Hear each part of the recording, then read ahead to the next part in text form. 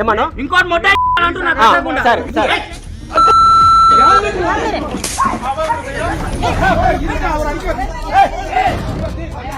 ఒకవేళ ఒక్క EMI miss అయినా వెహికల్ లోన్ అయితే బలవంతంగా లాక్కెళ్ళిపోతారు. హోమ్ లోన్ అయితే ఇల్లు ఖాళీ చేయండి అని భయపెడుతూ ఉంటారు. బిజినెస్ లోన్ అయితే అక్కడికి వచ్చేసి న్యూసెన్స్ చేసి రచ్చ చేసి అక్కడనే కూర్చుంటారు. మన దేశంలో బ్యాంక్స్కి ఎన్బిఎఫ్సి అండ్ లోన్ యాప్స్ వాళ్లకు రూల్స్ అండ్ రెగ్యులేషన్స్ ఉన్నాయి. అది తెలిసి కూడా వాళ్ళు ఇలాంటి పనులు చేస్తున్నారు. వీళ్ళ టార్చర్ భరించలేక చాలా మంది సూసైడ్స్ కూడా చేసుకుంటున్నారు. లోన్ బాగా ఫోర్స్ చేసారు. ఒక ఈఎంఐ ఒక నెల వెనక ముందు అయింది. వెనక ముందు అయినందుకు వీళ్ళకి తాళం వేస్తున్నది అని చెప్పి బాగా ఫోర్స్ చేసారు.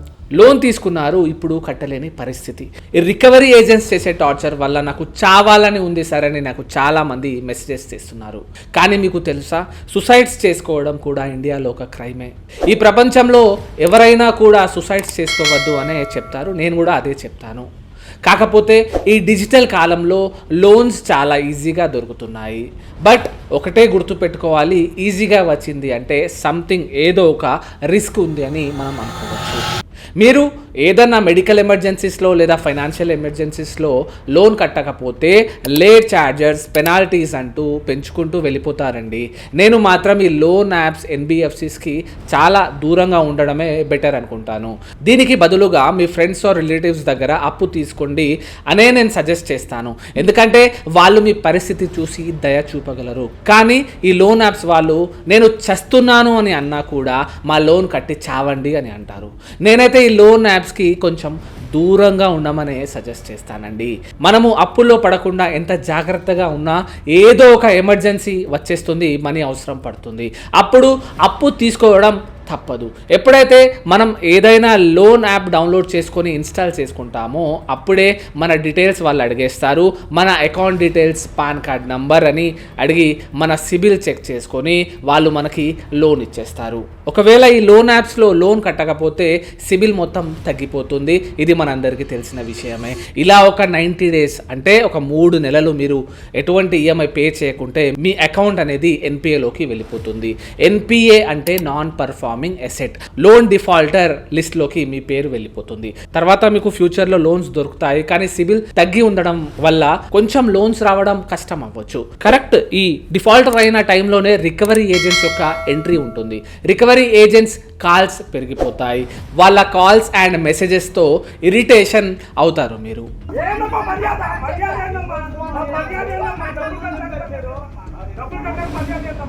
నోటికి వచ్చిన బూతులు వాళ్ళు తిట్టేస్తారు. వారికి సమాధానం చెప్పలేక మీరు సఫర్ అవుతూ టెన్షన్ పడుతూ ఉంటారండి.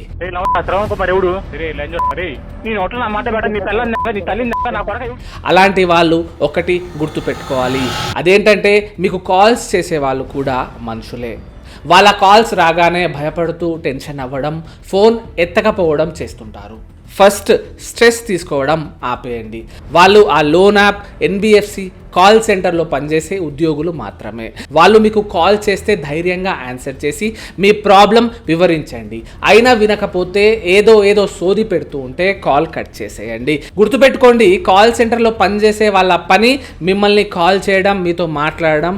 మీతో ఎంతసేపు అయినా వాళ్ళు మాట్లాడతారు, ఎందుకంటే వాళ్ళ పని మీతో మాట్లాడుకుంటూ ఉండడమే. కానీ మీ పని మాట్లాడుకుంటూ ఉండడం కాదు కదా. జస్ట్ ఒక 2 minutes మీ వర్జన్ ఏంటో వాళ్ళకి క్లియర్గా చెప్పేయండి. మాటి కాల్స్ చేస్తే, ఇరిటేట్ చేస్తే బ్లాక్ చేసేయండి, ఏం కాదు. వీళ్ళ మాటలు, యాస ఎంత చండాలంగా ఉంటుందంటే మీరు ఊహించలేరు. మన దేశంలో ఇంత స్ట్రిక్ట్ లాస్, ఇంత స్ట్రిక్ట్ ఆర్బీఐ గైడ్లైన్స్ ఉన్నా వీళ్ళు ఇంత ఓపెన్గా ఎలా తిట్టగలుగుతున్నారో, ఇంటికి వచ్చి దౌర్జన్యాలు ఎలా చేస్తున్నారో అస్సలు అర్థం అవ్వట్లేదండి.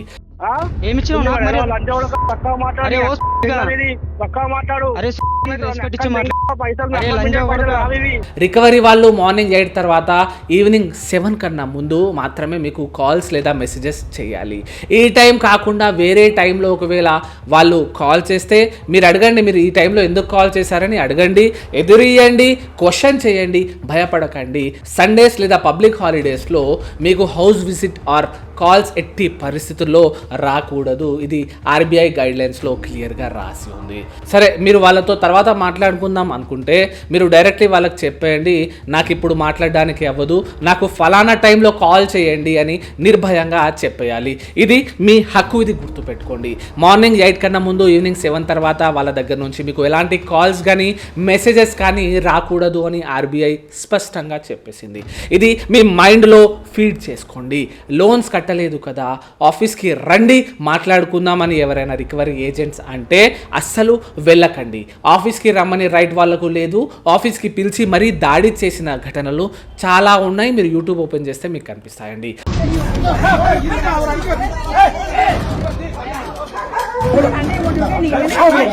లోన్ రికవరీ ఏజెంట్స్ ఎప్పుడు కూడా ఏ కస్టమర్ను కూడా ఆఫీస్కి రమ్మని ఒత్తిడి పెడితే అస్సలు వెళ్ళకండి. వీళ్ళు మీకు చెప్పకుండా ఇంటికి కూడా వచ్చేస్తారు, చాలా అవమానిస్తారు, అసహ్యంగా మాట్లాడుతారు, ఇరుగు పొరుగు వాళ్ళు వినేలా మీ పరువు పోయేలా ప్రవర్తిస్తారు, మీ ఫోన్ గుంజుకుంటారు, మీ వాహనం లాక్కుంటారు, లోన్ కట్టండి అప్పుడే ఇస్తాను అంటారండి.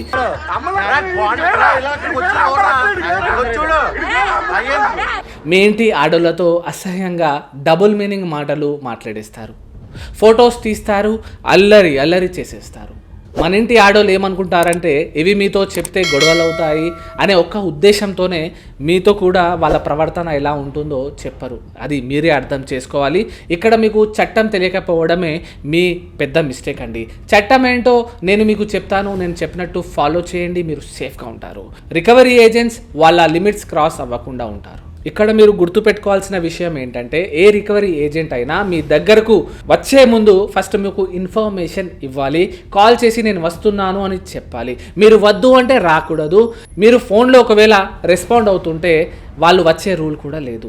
మీరు ఏ టైంకి రమ్మంటే వాళ్ళు ఆ టైంకే రావాలి. మీరు ఎక్కడికి రమ్మంటే వాళ్ళు ఆ చోటికి రావాలి.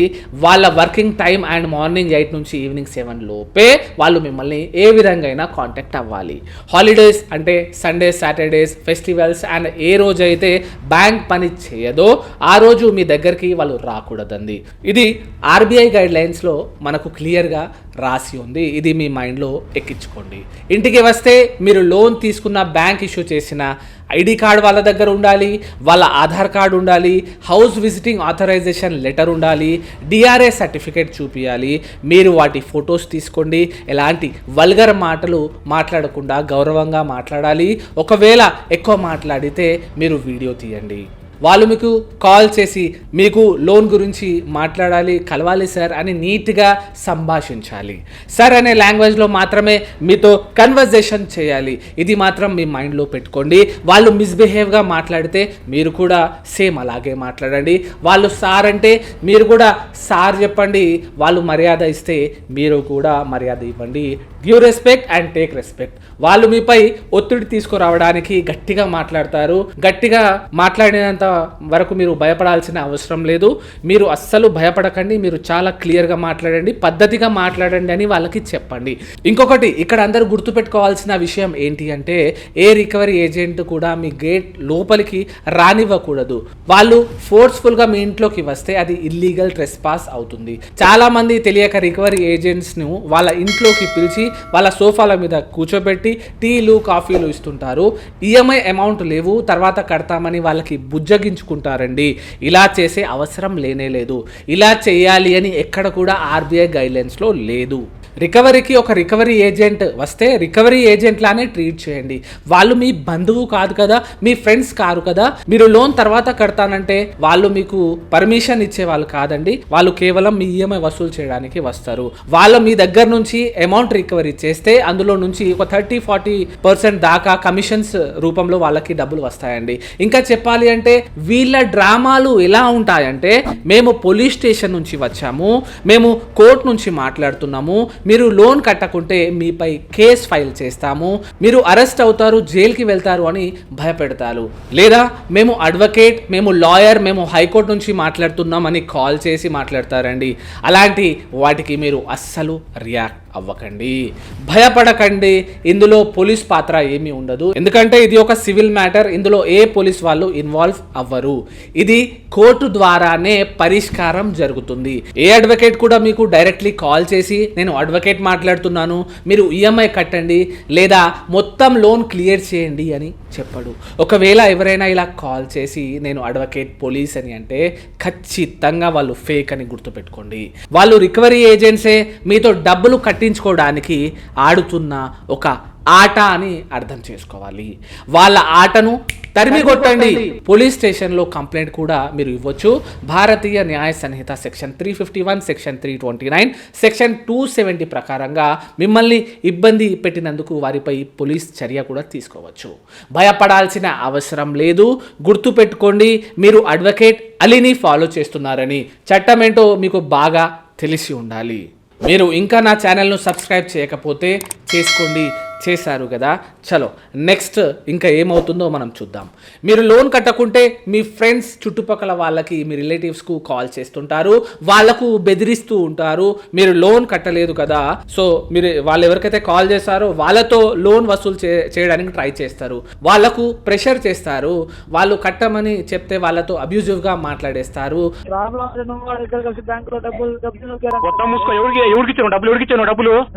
ఎంతమంది ఫోన్ చేస్తారు వాడు నాకు తెలియదు అసలు. అసలు శ్రవణ్ కుమార్ ఎవడు, ప్రాబ్లం ఏంది? వాళ్ళు అది తట్టుకోలేక మీకు కాల్ చేసి మాకు ఈ టార్చర్ ఏంటి, నాకు కాల్ రాకుండా చెయ్యని మీతో ప్రెషర్ పెట్టేస్తారు, లోన్ కట్టమని చెప్పేస్తారు. ఇలాంటప్పుడు మన రిలేటివ్స్కి, ఫ్రెండ్స్కి సిచ్యువేషన్ ఎక్స్ప్లెయిన్ చేయండి. ఖచ్చితంగా వాళ్ళు మన వాళ్ళైతే అర్థం చేసుకుంటారు. అమ్మ నాన్న, అక్క చెల్లెళ్ళు, భార్యకు ఇలా అందరికీ కాల్ చేసి లోన్ రికవరీ కోసం వాళ్ళు ట్రై చేస్తూ ఉంటారండి. వీళ్ళేమో టెన్షన్తో వాళ్ళకు స్ట్రెస్లోకి వెళ్ళిపోతారు.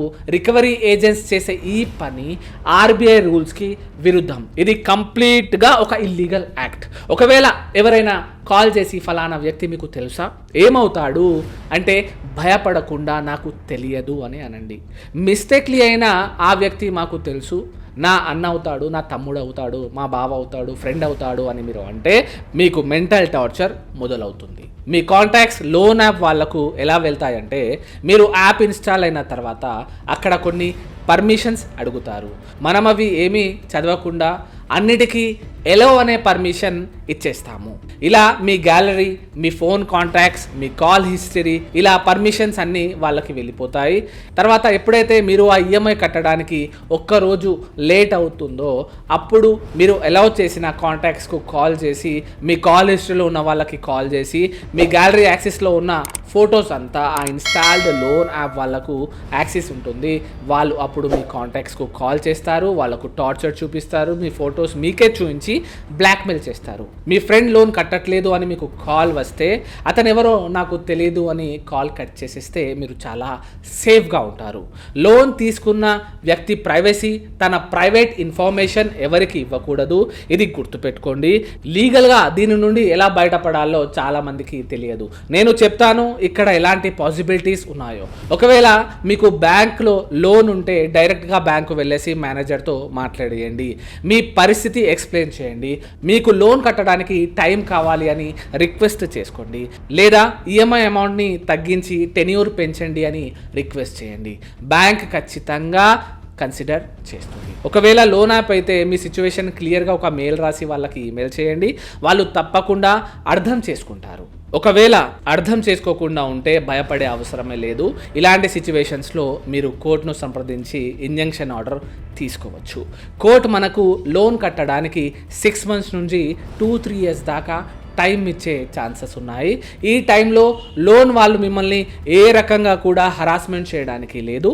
వాళ్ళు మీకు సెటిల్మెంట్ ఆఫర్ ఇవ్వాలి. మీ లోన్ను 20-30%లో కట్టేయవచ్చు కూడా. మనం మన అప్పుని తీర్చేయవచ్చు. రికవరీ ఏజెంట్ హరాస్మెంట్తో సేఫ్ అవ్వచ్చు అండ్ మీ లోన్ సెటిల్ కూడా చేసుకోవచ్చు. ఇది నేను మీకు సజెస్ట్ చేస్తున్నాను. కానీ మీరు ఒక్క విషయం తెలుసుకోవాలి, ఇది చాలా ఇంపార్టెంట్. ఏదైనా మెడికల్ రీజన్ ఆర్ ఏదైనా కారణం వల్ల ఫినాన్షియల్ కండిషన్ చాలా దారుణంగా ఉన్న వాళ్ళు మాత్రమే ఇంజంక్షన్ సూట్ వేసుకోండి. ఎందుకంటే దీనివల్ల మీ సిబిల్ డ్యామేజ్ అవుతుంది. అన్ని దారులు మూసుకుపోయి ఉంటే ఇక మీ దగ్గర ఏ దారి లేనప్పుడే ఇంజంక్షన్ ఆర్డర్ వేసుకోండి. లా తెలుసుకోండి, మీకు మీరే లాయర్ అవ్వండి. ఇలాంటి ఇంకా లీగల్ విషయాల కోసం తప్పకుండా నా ఛానల్ను సబ్స్క్రైబ్ చేయండి. Thank you so much. Me advocate Ali.